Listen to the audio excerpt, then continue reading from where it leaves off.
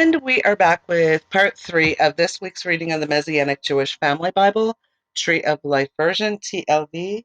And I'm going to continue on with chapter 3, and I'm going to do chapter 4 and 5 before I do any recapping, because most of this all kind of flows together, as you will see. So chapter 3 is the betrayal of Abner. Now remember, Abner has just killed Asahel, and Joab and Abishai are actually going after him in pursuit.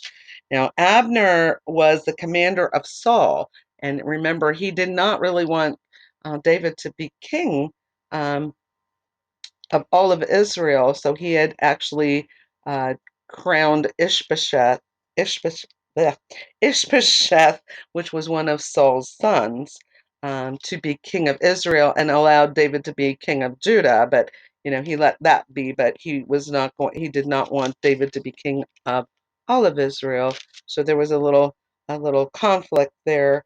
And when we talk about, them going against Benjamin, Saul was actually from the tribe of Benjamin.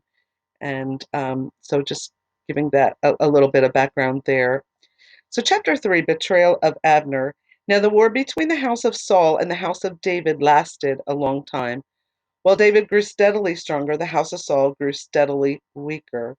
Sons were born to David in Hebron. His firstborn was Amnon. We're going to hear about Amnon later. Amnon was between David and Ahinoam of Jezreel. His second was Chileab, and that's Chileab, by Abigail, the widow of Nabal the Carmelite. And the third was Absalom, son of Maacah, daughter of King Talmai of Geshur. And the son of Maacah is Maacah. Now, the first and third sons are the ones that we're going to hear more about. We didn't really hear much about Chileab. Um, the fourth was Adonijah, and we're going to hear about him. That's son of Haggith. And the fifth was Shephatiah, son of Abital, which is Abital. And the sixth was Ithream by David's wife Eglah. And these were all born to David in Hebron. So there were 6 sons born in Hebron. During the war between the house of Saul and the house of David, Abner strengthened his position in the house of Saul. Now Saul had a concubine whose name was Rizpah, daughter of Aiah, which is Aiah. And Ishbosheth said to Abner, "Why have you slept with my father's concubine?" But Abner became very angry over Ishbosheth's words, and said, "Am I a dog's head from Judah? To this day I've been loyal to the house of Saul your father, to his kinsmen, and to his friends, and I haven't handed you over to David. Yet today you are accusing me of wrongdoing with this woman. May God do so to Abner, and even more, if, as Adonai has sworn to David, I don't accomplish this for him, to transfer the kingdom from the house of Saul and establish the throne of David over Israel and Judah from Dan to Beersheba." But Ishbosheth could not respond to Abner another word because he was afraid of him. Then Abner sent messengers to David on his behalf, saying, "Whose is the land? Make your covenant with me, and see, my hand will be with you to bring all Israel over to you." "Good," said David, "I will cut a covenant with you, but one thing I require of you. You will not see my face unless you first bring Saul's daughter Michal, Michal, when you come to see my face." Remember, he had been actually married to her, and with the issues that were between Saul and David, Saul actually gave Michal over to someone else. Then David sent messengers to Saul's son Ishbosheth, demanding, "Give me my wife Michal, whom I betrothed to myself for 100 Philistine foreskins." So Ishbosheth sent and took her from her husband Paltiel, son of Laish. But her husband accompanied her, weeping as he went, and followed her as far as Bahurim. Then Abner said to him, Go, return. So he returned. Now Abner had a word with the elders of Israel, saying, In times past you wanted David to be king over you, so now do it. For Adonai has spoken of David, saying, By the hand of my servant David I will deliver my people Israel from the hand of the Philistines, and from the hand of all their enemies. Abner also spoke in hearing of Benjamin. Then Abner went to Hebron to speak in the hearing of David about all that was agreeable to Israel and to the whole house of Benjamin. When Abner came to David in Hebron, along with 20 other men, David held a banquet for Abner and the men with him. So Abner actually was not actually had turned somewhat against Ishbosheth here, which was kind of double dealing here. Abner said to David, Let me get up and go rally all Israel to my lord the king, so that they may cut a covenant with you, and you may reign over all that your soul desires. So David sent Abner away, and he departed in Shalom. Just then David's soldiers and Joab came from a raid, bringing with them much spoil. But then Abner was no longer with David in Hebron, for he sent him away, and he departed in Shalom. When Joab and all the soldiers with him arrived, they told Joab, saying, Abner son of Ner came to the king, and he sent him away, and he is gone in Shalom. Then Joab came to the king and said, What have you done? Look here, Abner came to you. Why did you send him away? Now he is getting away. You know Abner son of Ner. Surely he came to deceive you, to spy on your goings and comings, and to find out all that you were doing. When Joab left David, he sent messengers after Abner, so they brought him back from the well of Sirah. Sirah, though David knew nothing about it. Now when Abner returned to Hebron, Joab took him aside within the gate to speak with him privately, and there stabbed him in the groin so that he died on the account of the blood of his brother Asahel. When David heard about it afterward, he said, I and my kingdom are innocent before Adonai forever from the blood of Abner son of Ner.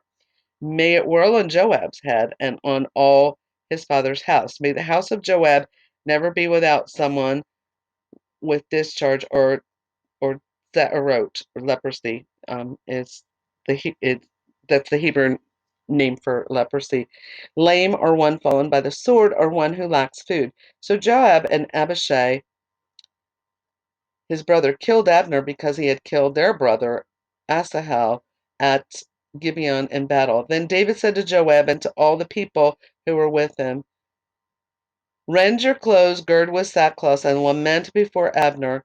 King David walked behind the platform. When they buried Abner in Hebron, the king lifted up his voice and wept aloud at Abner's grave, and all the people wept. Then the king chanted a lament for Abner and said, Should Abner die like a senseless fool? Your hands were not bound, your feet were never put in fetters. As one falls before the children of iniquity, so did you fall. Then all the people wept again over him. Then all the people came to urge David to eat some food while it was still day. But David vowed, May God do so to me, and even more, if I taste food or anything else before the sun sets. All the people took note of it, and it pleased them, just as everything the king did pleased all the people. So all the people and all Israel understood that day that it was not the king's will to kill Abner son of Ner. Then the king said to his soldiers, Don't you realize that a prince and a great man has fallen in Israel today? So today I am vulnerable, even though anointed king. These men, the sons of Zerah, are too hard for me to handle. May Adonai reward the evildoer according to his wickedness. Chapter 4 is the assassination of Ishbosheth. Now when Saul's son heard that Abner had died in Hebron, his courage sank, and all the Israelites were disturbed. Saul's son had two men who were commanders of raiding bands. The name of one was Banah, Baanah, and the name of the other was Rechab, son of Rimmon, and the Beerothite of the sons of Benjamin. For Beeroth is considered part of Benjamin, though the Beerothites had fled to Gittim and live there as outsiders to this day.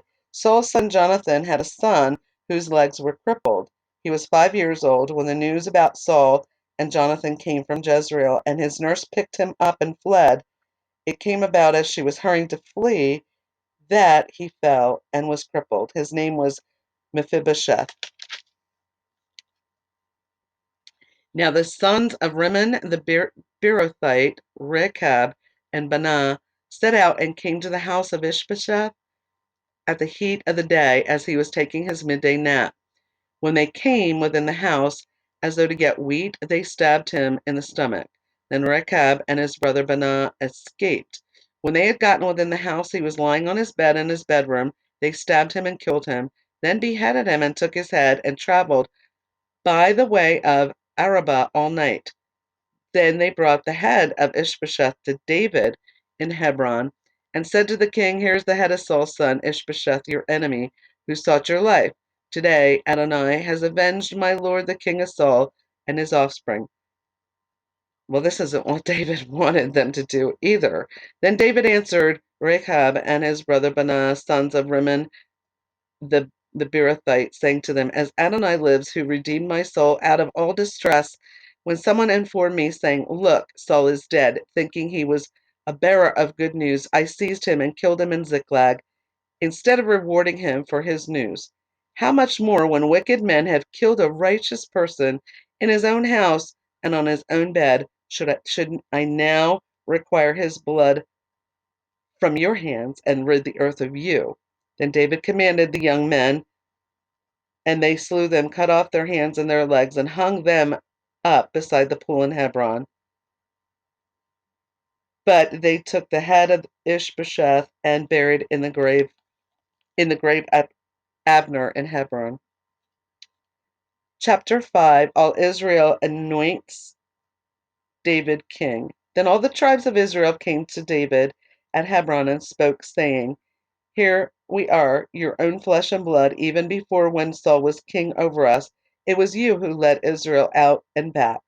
Also Adonai said to you, you will shepherd my people Israel, and be ruler over Israel." So all the elders of Israel came to the king at Hebron, and King David cut a covenant with them at Hebron before Adonai.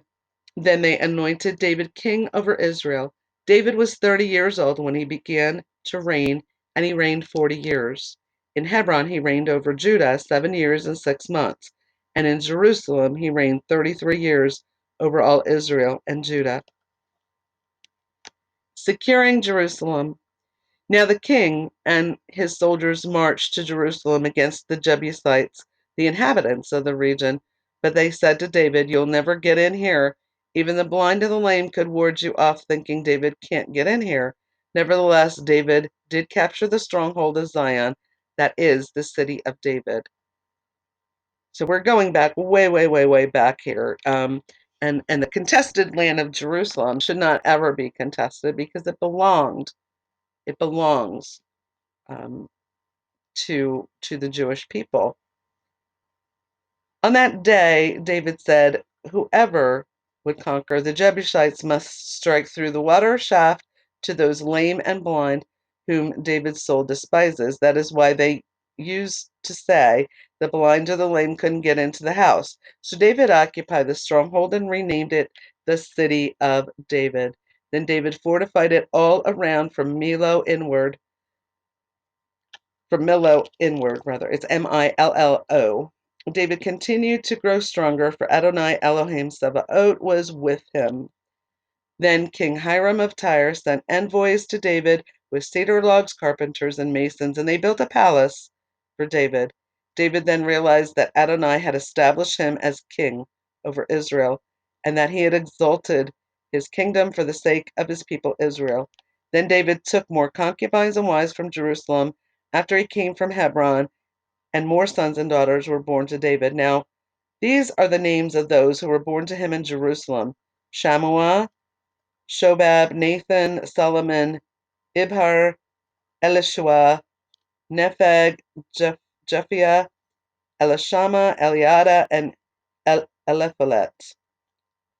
So these were the children that were born in Jerusalem. Master of breakthroughs. Now, when the Philistines heard that David was anointed king over Israel, all the Philistines marched up searching for David. When David heard about it, he went down to the stronghold. The Philistines came and spread out out in the valley of Rephaim. Then David inquired of Adonai, saying, Should I go up against the Philistines? Will you give them over into my hand? Adonai answered David, Go up, for I will certainly give the Philistines over into your hand. So David came to Baal Perazim, and David struck them down there. So he said, Adonai has broken through my enemies before me like the breakthrough of waters. That is why he named the place Baal Perazim. They abandoned their idols there, so David and his men removed them. But the Philistines marched up and spread out in the valley of Rephaim again. When David inquired of Adonai, he said, Do not go up.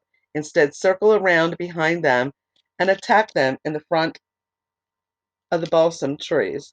Now it will be when you hear the sound of marching in the tops of the balsam trees, then you must act, for then Adonai will have gone out before you to strike the camp of the Philistines. David did just as Adonai had commanded him, and he struck down the Philistines from Geba as far as Gezer. And that is the end of chapter 5. So I'm just going to mention here before we do a recapping of these chapters, Jerusalem, Zion, is the city of David, and just a little comparison here. David was 30 years old when he began his reign, and he reigned for 40 years. 7 years and 6 months he reigned in Hebron, and in 33 years in Jerusalem. He reigned all of Israel and Judah. And when he was just in Hebron for 7 years and 6 months, it was just the tribe of Judah. David is a type of Messiah. And it's interesting to note that Yeshua, he began his ministry at age 30, and he died at age 33.